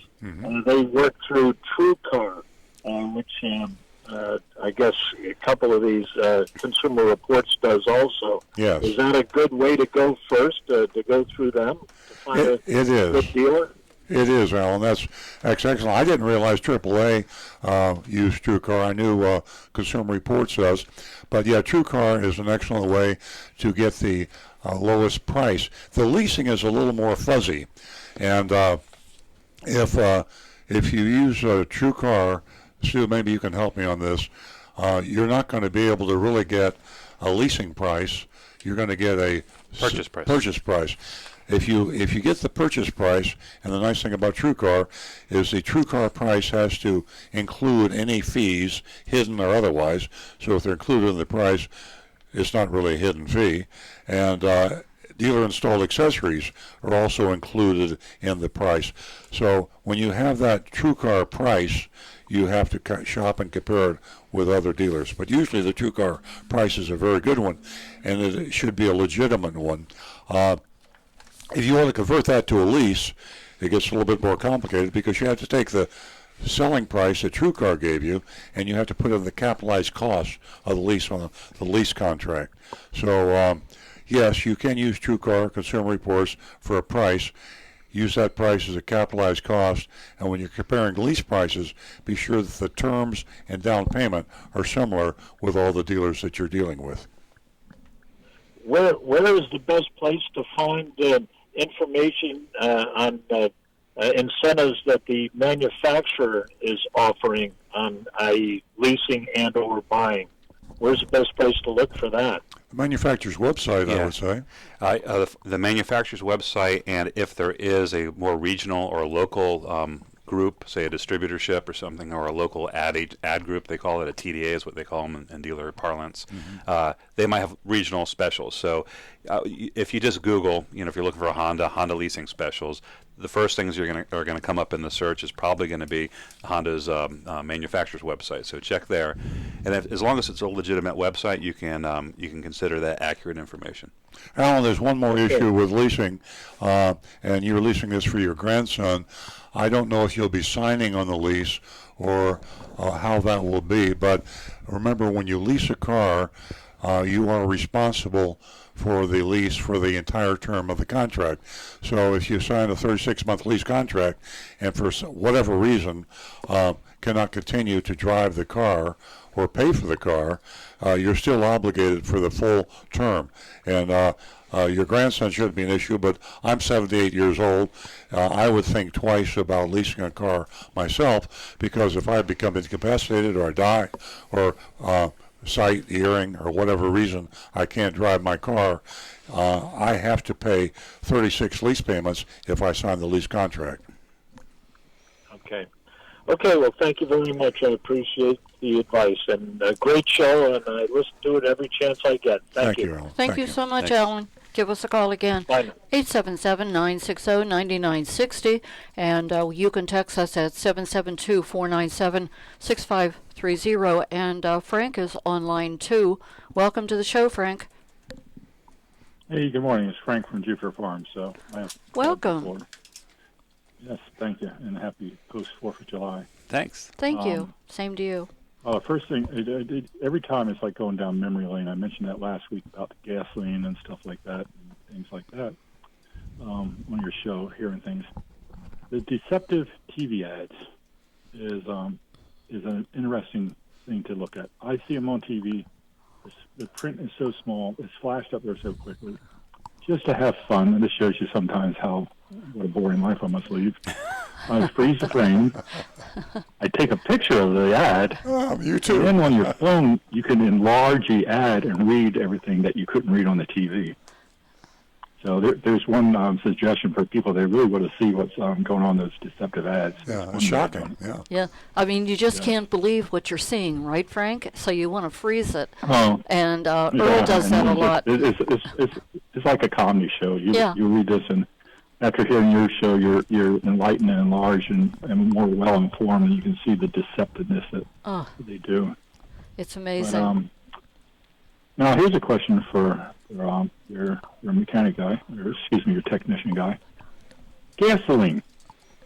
It obviously doesn't have a long lifespan if you have it sitting around in your cans in the house for a lawnmower or for whatever.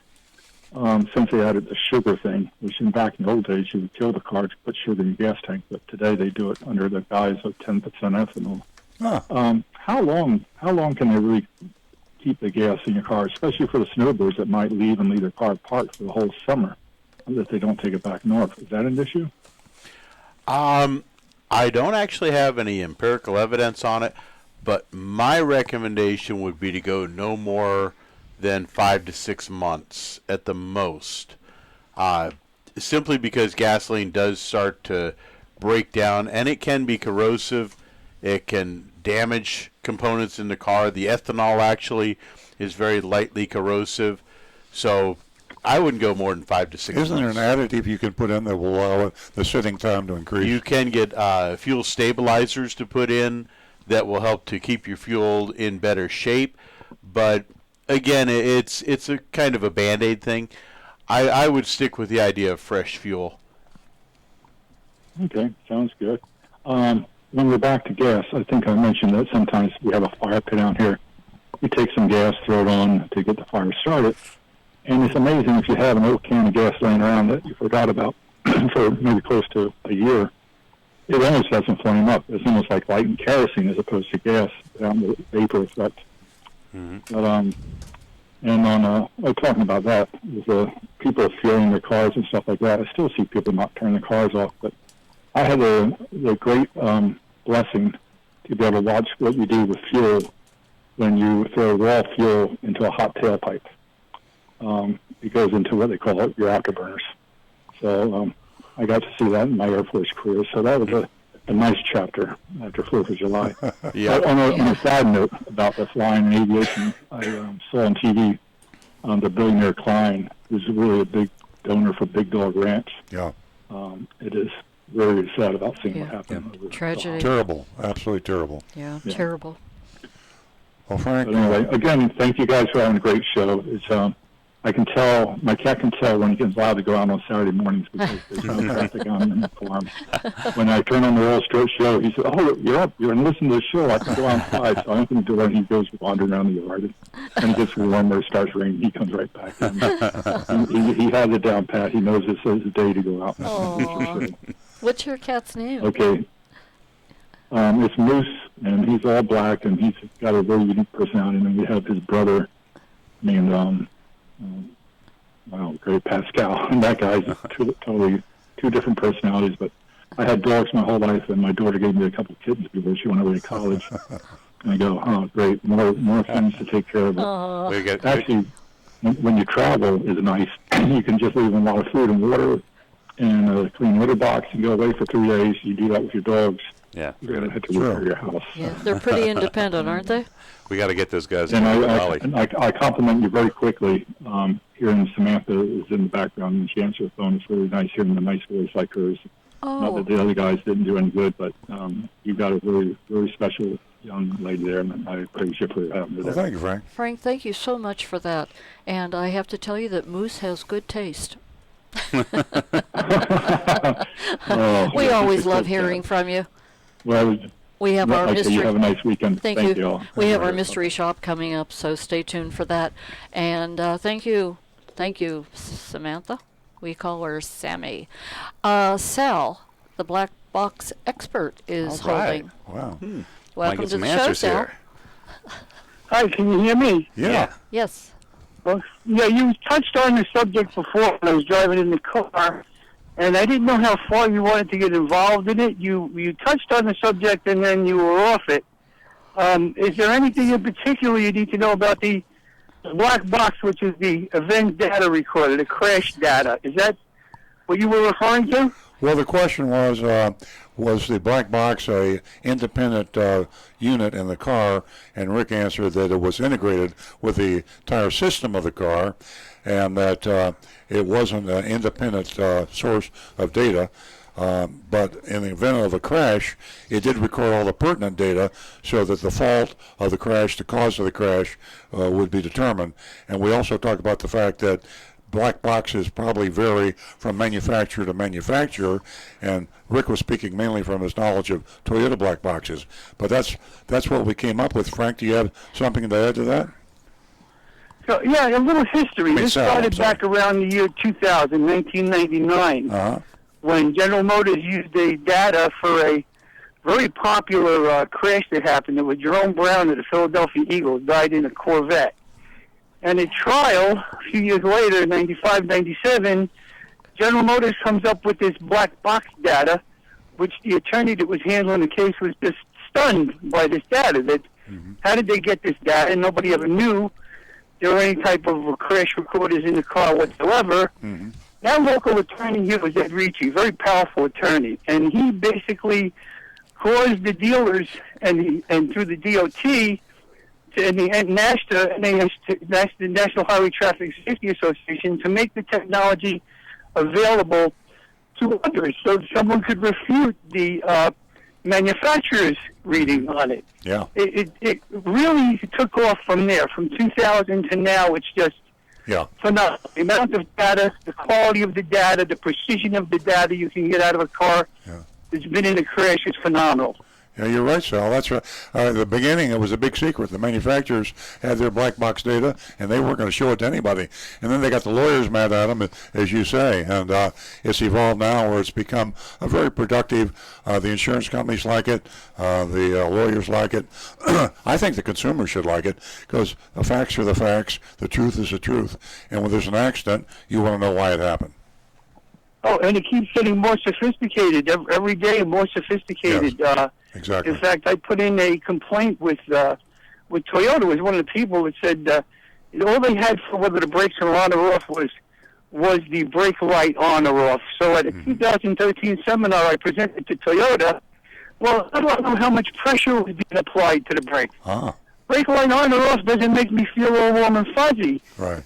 And Toyota actually came through, and they were the first ones to actually volunteer how much hydraulic pressure was being applied to the brakes. I mean, it's just phenomenal. I'm a Mr. Mechanic, and I'm flabbergasted. I didn't know that. That's the reason I love you callers, because you tell us stuff all the time that we didn't know, and we're Toyota dealers, so that's very interesting. Thanks very much, Sal.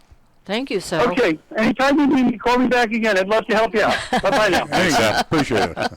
Oh, and he's got a sense of humor. Yeah. Hey, Sal, we need to hear from you again. The listeners, I can't thank you enough. All of us can't thank you enough. You're such a great asset to the show, and I hope that all of you continue to call. And speaking of calls, we have Jack on line 2, and he's calling from New York. Yeah. Good morning, Jack. Hey, good morning, Earl. Good morning. How are you? Good morning. Love the show. Thank you. Do a great job. Thank you. My problem, Earl, is I have a 2012 Cadillac SRX with 100,000 miles on it. And the stable link light keeps coming on my dashboard. And I brought the car to my mechanic, and he can't seem to find the trouble why this is happening. And he's telling me to bring it to the dealer, which I want to avoid doing because that means I have to bring my bank book with me. Any idea on this? I think Rick can give you some advice. I think maybe that you can get the diagnostic instrument from an independent source that should be able to give some information before you go to the dealer. Yeah, independent sources should be able to pull any diagnostic codes on it. But if it's an intermittent issue, which if the light's going on and off, I would actually ask the mechanic to try checking for any wiring issues first, especially a ground wire issue. That intermittent issues are one of the first things I see. Ground wires are a big problem. You get one loose connection, and that can cause that system any system to go a little screwy on you. And Sal, it's not such a bad deal to take it to the dealer if you protect yourself. You dealers obviously have a reputation of overcharging, and that's the reason you're afraid to go see the dealer. But I would call the dealer and I'd explain my situation. I'd ask to speak to the service manager and say, I'd like to bring my 2012 SRX in for you to check it, but will you do a diagnosis for me? And will you do it at no charge? Can you hook it up to your diagnostic machine? And if there's a problem, I'll let you fix it for me. But I don't want you to charge me a lot of money and without having done anything to fix my car. If they say yes, then go on in. The car dealer, the manufacturer, the Cadillac dealer, has the latest state-of-the-art diagnostic machinery that the independent mechanic might not have. But as long as you're protected against being overcharged, I would take it to a Cadillac dealer. Okay, thank you. Thank you very much, Jack. Thank you for the call. I am going to share this with our female audience. And by the way, ladies, I have, you got to give me a call. I have $50 right here in my hand to give to you just for calling. 877-960-9960. Very quickly, this is from Brianna. Women buy just over half of all cars sold in the United States and take care of 80% of all family car buying decisions. Women car buyers do more research than men. So there. Those are her words. I am woman, hear me roar. They are. We've got a bunch So of there. text backed up over here. They're piling in. We got one here. This is from John in California. Good morning. I just want to say I love the show live on YouTube, and it has two questions. One, would you ever do a mystery shopping report in California? And two, why don't we ever get to see Stu? He's always behind the scenes. Well, I can address both questions. I have my son is out in California right now. I'll ask him to head into the closest car dealership. Great idea. Honestly, I don't know if I get him to do that, but I will ask. My wife's out there as well. And I was going to come up with a funny answer to why you don't see me on camera, but I'll give you a truthful answer. A better one is you're going to see me pretty soon because we checked out the new studio that's been under construction. And it looks like it's almost done. Yeah. And there's cameras all over the place, so I'm going to be forced to be on camera very shortly. So Yes. you'll all get to see what I actually look like. We're going to have to be camera ready. Right. We'll have to do makeup before we get in here. There you so. go. All right, so we have a bunch that came in. Oh, I'm sorry, we have another text. This came on the text line. Why is it so hard to find a car that has a power passenger seat without having to go to the top of the line model? I can't imagine that equipment is that expensive. My wife and I are both elderly, and a power passenger seat is a major convenience for my wife. We don't want to spend over $30,000 to have that simple convenience. And unfortunately, they're right. Usually you have to go to the top of the line model to get, and that's not even on every car, but for example, like Camry, you can't get the base model. That's a very good question, and as a comment on the manufacturer's lack of sensitivity, a lot of older people. I mean, I used to be 6'5". I'm 6'3". I know. And a lot of older people are sit lower in the seat, and there are a lot of in Florida. We have a huge elderly population, and a power seat's almost a necessity. Yeah. And Oh, it why definitely is. make somebody pay thousands of dollars more just so they can get the luxury version Yeah, of the vehicle? show me a car that's got manual rolled-up windows anymore. Yeah. You know, that's just part of it. Exactly. Excuse me. Breaking news to our listening audience.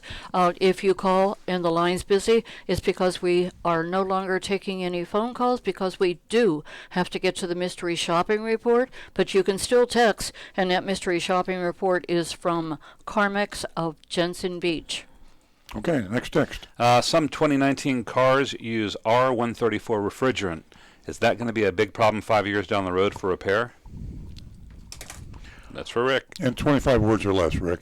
R134 should be available for a long time because even now you can still find R12 by looking online like Craigslist or places like that. All right. Very good. Rapid fire. Here we go.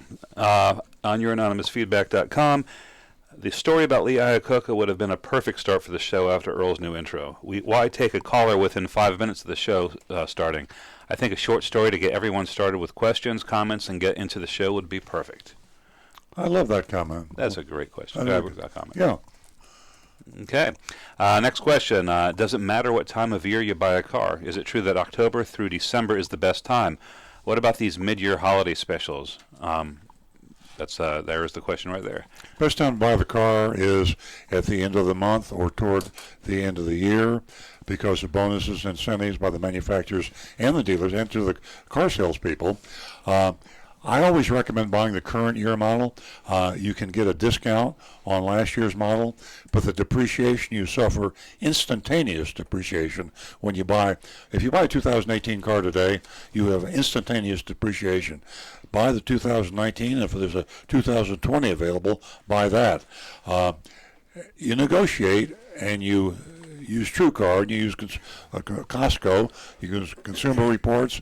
I've just found out that AAA uses TrueCar.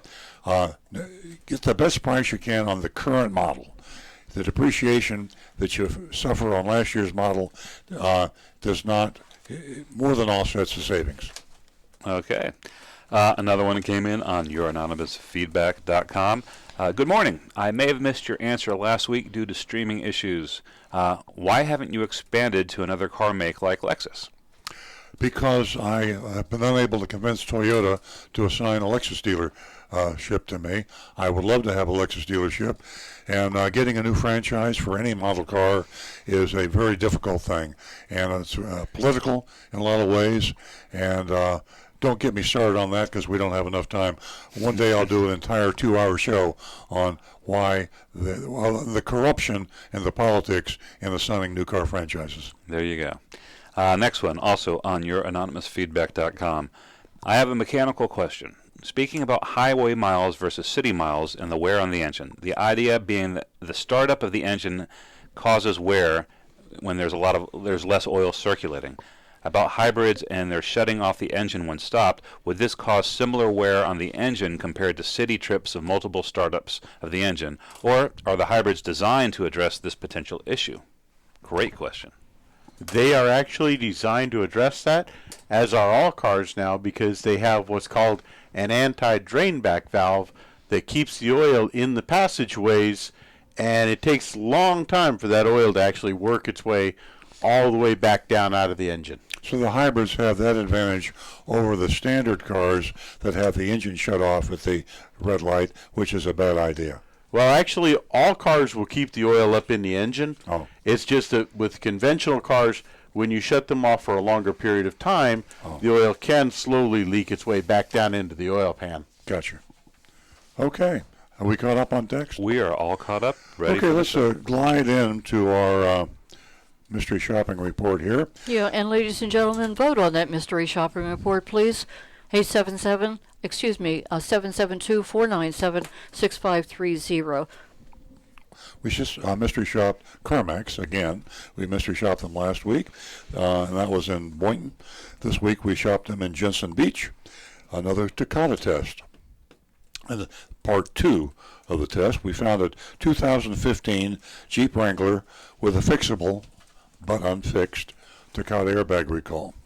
And this is the one in Boynton, right? Yeah. And we sent an Agent Thunder.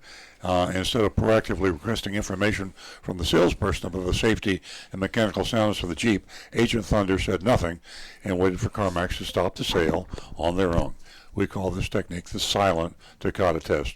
We're sad to report that CarMax Boynton failed the silent Takata test. This failure came on the heels of 2 prior mystery shops at the Boynton location, both with Takata test failures. Things aren't looking good at CarMax Boynton, so we decided to see if another CarMax location would fare better. We targeted CarMax in Jensen Beach, hoping that Boynton Beach had gone rogue, just kind of a fluke. You know, we find that with car dealers, you could go in 3 times in 3 successive months and get 3 different types of reports. Mm-hmm. You get a good salesperson, a corrupt salesperson. It depends so much. And it's like Russian roulette. Mm-hmm. So even a recommended car dealer on our recommended list, be careful. It happened to us. Yeah. We had a salesperson who recently told a customer the price was good that day only. Yeah. It was. I guess he doesn't work for us ananymore, but it happened. And we had another salesperson. We got caught red-handed by Frank, a caller. I think, said that that he This was the Costco Right. price. Yeah. That person doesn't work for us Yes. anymore It either. doesn't work for us anymore. So no matter who you're shopping and buying a car from, be careful. Our initial exam of CarMax in Jensen Beach was a little discouraging. We found a Takata airbag listed for sale within 1 minute. It was easy. And usually you got to look and look. Stu does the looking and the searching. It's very time consuming. Selfishly, I'm very happy when that happens because it's easier. Yeah. Yes. But still. Worthwhile. The offending vehicle, which came up right away, was a 2012 Ford Fusion with a no-fix Takata recall. No-fix means the inflators, the repair part, is not available, and you just are in serious trouble if you buy one of those cars. And this is terrible. I mean, even if they didn't ban the sale of cars with defective Takata airbags or dangerous recalls, they should certainly make it illegal to sell a car with an unfixable dangerous recall. I mean, what are the regulators and the legislators thinking? What are the manufacturers and the car dealers thinking that it is illegal to sell a car with a dangerous recall and you can't fix it? They're thinking they don't want the Florida Automobile Dealers Association to come after them. That's right. Not giving them money to get reelected. We verified the recall with 3 sources: Carfax, NHTSA, National Highway Traffic Safety Administration, and Ford.com. To CarMax's credit, they provided a link to the NHTSA website on the Fusion's listing. Clicking the link, autofilled with a VIN and ran the recall check. Very cool. Mm-hmm. But it relies on buyer beware, relies on the educated consumer.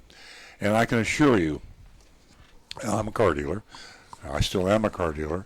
And I can tell you that shoppers are not thinking mainly about recalls when they buy a car. Buying a car is an emotional thing. It is a visceral thing. People get excited. They get emotional. And they're not thinking about safety. They should. Yeah. And if you want to hold them responsible, and CarMax and a lot of manufacturers and car dealers do hold you responsible, but we know in the real world the average shopper is not thinking about recalls, and they don't ask these questions. To keep our 2 CarMax investigations comparable, Agent Thunder was instructed to administer the silent Takata test again. We wouldn't ask anything about the safety of the vehicle. Here's a report. I'm speaking in the first person as if I were Agent Thunder. And again, we're at CarMax in Jensen Beach, just a little bit north of North Palm Beach, up there in the Martin County area. Before embarking on my mission, I called ahead to make sure the 2012 Ford Fusion was on their lot and available for sale. I was told it was, so I jumped in my car and I headed north. My first impression upon arriving at the dealership was that it was quite a bit smaller than the Boynton location. However, the place looked very new, clean. Interior was nicer and more modern than Boynton. It was pretty busy inside, but it didn't take long for Mike to approach me and introduce himself. We name names, we name dealerships, we name managers. This is no punches pulled. We tell the truth as we see it. I told Mike I came in to see a 2012 Fusion I found online. He knew exactly the one I was thinking about and said it was nearby. The 2 of us walked outside, quickly found the car. Mike opened the door, attempted to start the car. It wouldn't start. Very embarrassing. Happens. Very embarrassing when that happens, but Mike wasn't fazed, and he ran inside to get a jumper box. Once the car was started, we went on a test drive. Same procedure as the last CarMax. Salesperson drove first, then offered to switch places.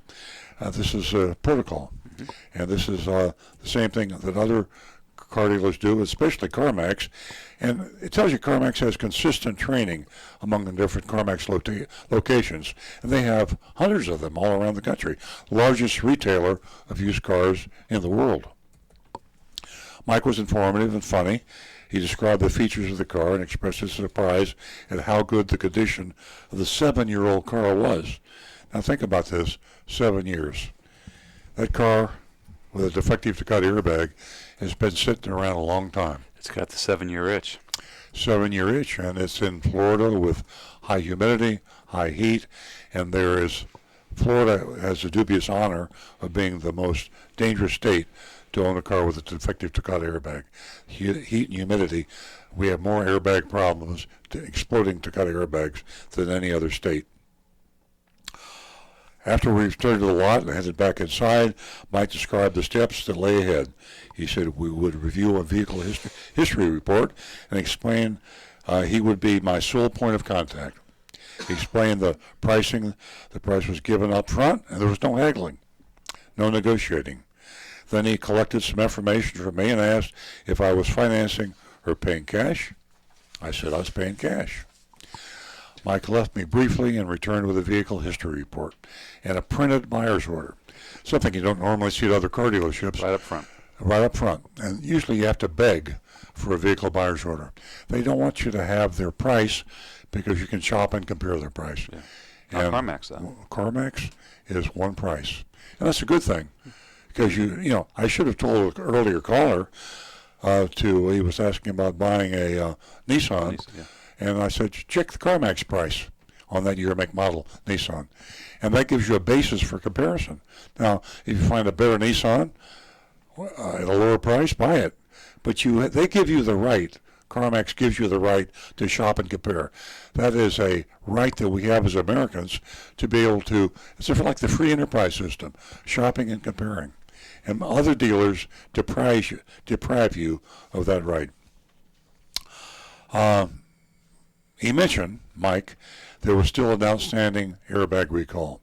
He told me that all I needed to do was to take it to a Ford dealer for a free repair. I pause. Do you remember earlier in the report? Yeah. This is unfixable. I asked him why CarMax didn't do this before trying to sell it to us, which is a very good question.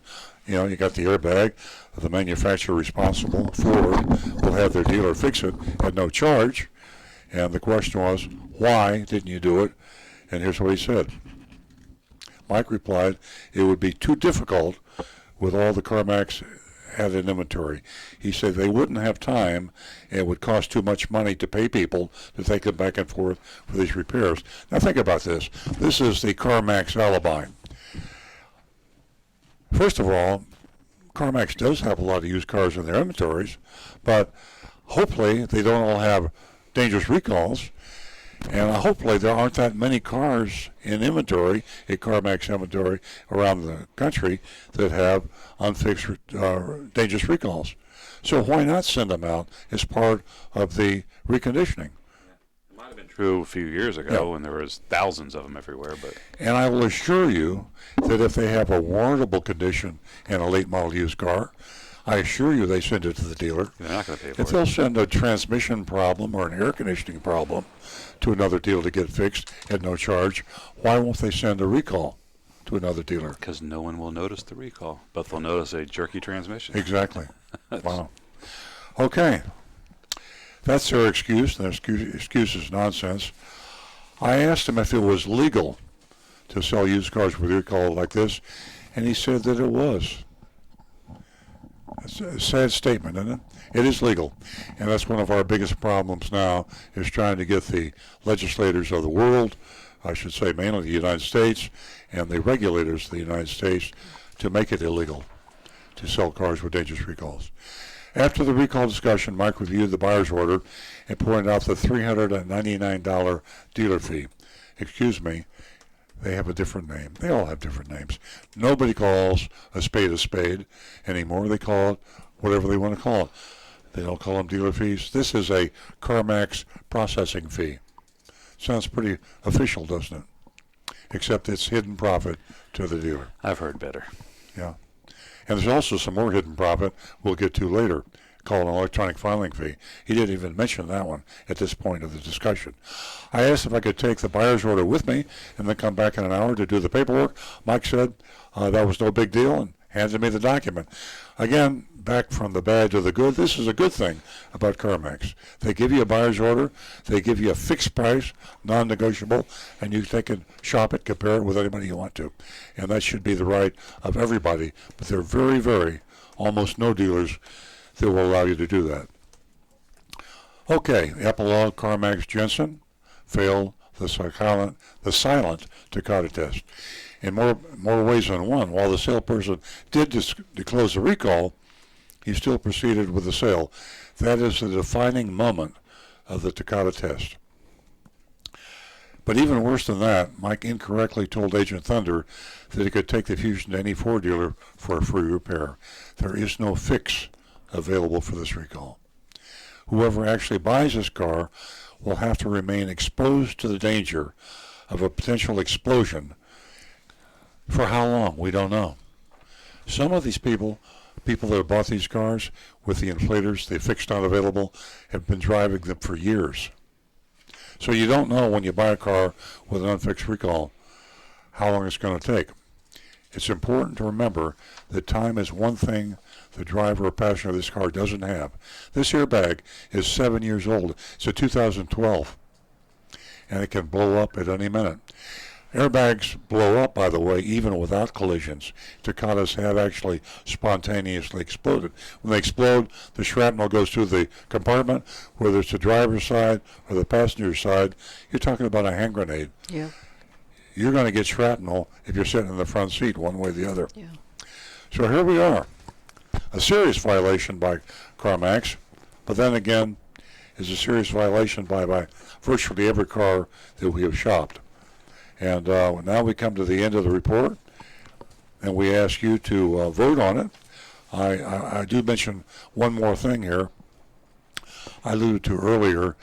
They said the dealer fee, and they call it the CarMax processing fee, was $3.99. They also have a $27 electronic filing fee. That's also hidden profit. Mm-hmm. And it's you add that to the $3.99, you now have $426 in hidden fees. Which, interestingly, well, a little bit less. I'm sorry, the Florida average is 607. I thought that put close to the average. Yeah. CarMax has a dealer fee like virtually every other dealer in the state of Florida, and a higher fee than most other states. And no control on naming the fee. In other states, they have a control. They call it whatever they want to call it, but they can't call it different names. Usually a dealer fee, and that's misleading in itself, but at least they have a cap on it. Okay, I will mention one other thing before we get into the votes. How much time do we have? We have 9 minutes, say. Oh, we got plenty of time. Yeah. Carfax was the target of a lawsuit by the consumers against the cars, CAR, consumers against recall safety, CARS. Rosemary Shahan, the president of CARS, filed a lawsuit against CarMax and also General Motors through the Federal Trade Commission. Actually sued the Federal Trade Commission. Sure. And they lost the suit. And the reason they lost the suit is the Federal Trade Commission said it's okay to sell cars with dangerous recalls as long as you disclose it. And we take the position, and Rosemary Shahan takes a position, and all consumer advocates take the position that disclosure is a sham to allow cars to be sold with dangerous recalls, because the recall is disclosed via text, via print, fine print or otherwise. And you sign a bunch of papers when you buy a car, and the disclosure is in the fine print, and you don't know you're signing it. So that is the reason that we're very down on the legality of selling cars with dangerous recalls. Okay, CarMax, Jensen Beach, the votes are coming in. Yes. Who wants to start with the voter?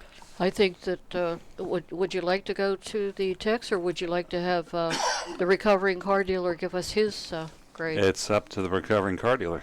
I'm going to pass them because all the other car dealers are doing the same thing, and it brings a tear to my eye. But if we fail CarMax on buying a used car, who are we going to tell you to buy a used car from in Florida? And I'd love to fail them, but we have a responsibility to the consumers of Florida.